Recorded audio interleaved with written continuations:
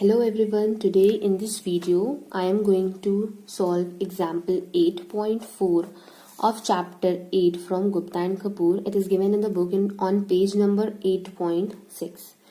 So this question says that a multiple choice test consists of 8 questions with 3 answers to each question of which only one is correct.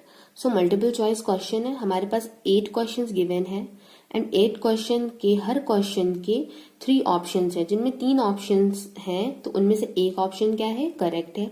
A student answer each question by rolling a balance die and checking the first answer if he get 1 और 2.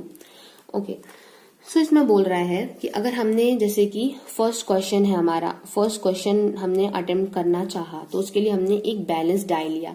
अब आपको पता है कि एक dice है जो कि एक फेयर डाइस है, तो उसके टोटल 6 फेस होते हैं. That is 1 2 3 4 5 6. तो 6 फेसेस होते हैं. तो हमने बोला कि अगर हमारा 1 और 2 आता है, ठीक है, 1 और 2 आएगा तो हम जो फर्स्ट आंसर है उसमें टिक लगा देंगे, क्योंकि हमारे पास 3 ऑप्शन है. ये जो क्वेश्चन है हमारा उसका क्या है, फर्स्ट ऑप्शन है, सेकंड ऑप्शन है एंड थर्ड ऑप्शन है.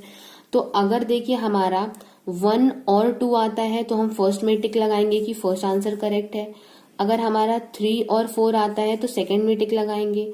एंड अगर 5 और 6 आता है तो हम सी वाले में क्या करेंगे, टिक लगाएंगे.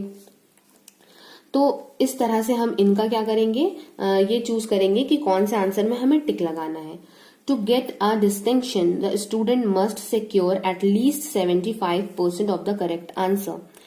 तो इसमें बोला है कि अगर डिस्टिंक्शन हमें चाहिए है, हम चाहते हैं कि हमारी डिस्टिंक्शन आए, तो कम से कम हमको 75% या फिर उससे ज्यादा सिक्योर करना पड़ेगा. तो अगर हम मान लें कि x हमारा कोई भी वेरिएबल है जो कि ये शो कर रहा है कि 75% आएंगे या फिर मतलब डिस्टिंक्शन हमारी आएगी, तो हम उसको इस तरह से निकालेंगे, probability x is greater than equal to 75%. आपको देखने में ये क्वेश्चन बहुत हैवी लग रहा है, बट ये क्वेश्चन क्या है, बहुत ही ज्यादा इजी है. अब देखिए आपको टोटल क्या पता है, टोटल आप जानते हैं कि इस टेस्ट में आपके कितने क्वेश्चंस हैं, 8 क्वेश्चंस हैं. अब 75% पे ही आपको डिस्टिंक्शन मिलेगी. दैट मीन्स 75% अगर हम निकाल लें उन 8 क्वेश्चंस का कि कितने क्वेश्चंस हुए, तो हम देखिए इस तरह से निकालेंगे 75% ऑफ 8. तो जब हम इनको सॉल्व करेंगे, इसको सॉल्व करने पे हमारा क्या आ जाएगा, तो हमारा आ जाएगा, इन दोनों को जब हम सॉल्व करेंगे ये हो जाएगा 3/4 इंटू 8, 4 2 जा 8 देन 3 2 जा 6, मतलब कि 6 क्वेश्चंस. तो मिनिमम अगर हमने 6 क्वेश्चन सॉल्व किए तो मतलब हमने इतना काम कर लिया है कि हमको क्या मिल जाए, डिस्टिंक्शन हमको मिल जाएगी. तो यहां से हम कह सकते हैं 75% का मतलब क्या है, 6. तो x is greater than equal to 6 है. और टोटल हमारे पास क्वेश्चन कितने हैं, 8 क्वेश्चंस हैं. तो हम 6 से स्टार्ट करेंगे और 8 तक जाएंगे. तो यहां से हमने रखा वैल्यू 6, देन 7, देन हमने रखा 8. तो मतलब इसकी वैल्यू हमको क्या करनी है, फाइंड आउट करनी है. बट हमको देखिए ये भी तो पता होना चाहिए कि प्रोबेबिलिटी ऑफ सक्सेस क्या है और प्रोबेबिलिटी ऑफ फेलियर क्या है. अब हमें क्वेश्चन में गिवन है कि हम आंसर को चेक कब करेंगे, जैसे 3 ऑप्शन है हमारे, जब अगर हमारा 1 और 2 आया, डाइस को हमने थ्रो किया है, तो टोटल आपको ये पता होना चाहिए डाइस के टोटल आउटकम्स कितने होते हैं, 1 2 3 4 5 एंड 6. तो वो बोल रहा है कि 1 आए और 2 आए, तब हम क्या करेंगे, तब हम ए को टिक लगाएंगे, तब मतलब हमारा ए जो है वो टिक लग जाएगा. तो हमें निकालना है प्रोबेबिलिटी किसकी, 1 और 2 की. अब आपको पता है जब और लगा होता है तो और लगे होने का मतलब होता है कि प्रोबेबिलिटी 1 आने की प्लस प्रोबेबिलिटी 2 आने की. तो 1 आने की प्रोबेबिलिटी डाइस में क्या हो जाएगी, तो टोटल फेवरेबल केस क्या है, 1 तो सिर्फ एक ही बार आ रहा है, तो 1 हो गया favourable case. Total number of cases कितने हैं, 6 हैं, प्लस का साइन लगा दिया. 2, तो अगर हम एक डाइस थ्रो करते हैं तो उसके सैंपल स्पेस में 2 कितनी बार आएगा, खाली एक ही बार आ रहा है. दैट मीन्स फेवरेबल केस 1 हो गया. और टोटल नंबर ऑफ केसेस कितने हैं, वो 6 हैं, तो 6 लिख लिया.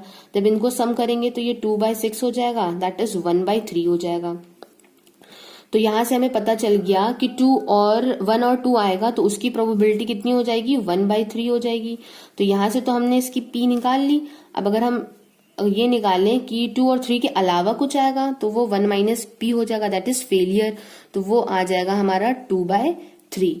अब इसी तरह से देखिए, अगर आप 3 और 4 निकालेंगे कि 3 और 4 आ जाए तो देखिए उसका भी आंसर सेम ही आएगा, 3 and 4। तो प्रोबेबिलिटी ऑफ 3 हो जाएगा एंड प्रोबेबिलिटी ऑफ 4 हो जाएगा। तो देखिए 3 आने के फेवरेबल केसेस भी एक ही है, मतलब सिर्फ एक ही बार 3 आ सकता है तो 1, और टोटल नंबर ऑफ केसेस 6 है। और 4 आने के भी एक ही चांसेस है, मतलब एक ही फेवरेबल है केस, तो 1/6 हो गया। तो ये भी क्या आ जाएगा, यहाँ से देखिए सॉल्व होगा 2/6 दैट इज 1/3। तो ये तो p आ गया आपका। तो क्यों निकालना है तो 1 - p कर लेंगे, तो ये आपका कितना आ जाएगा, 2/3 आ जाएगा।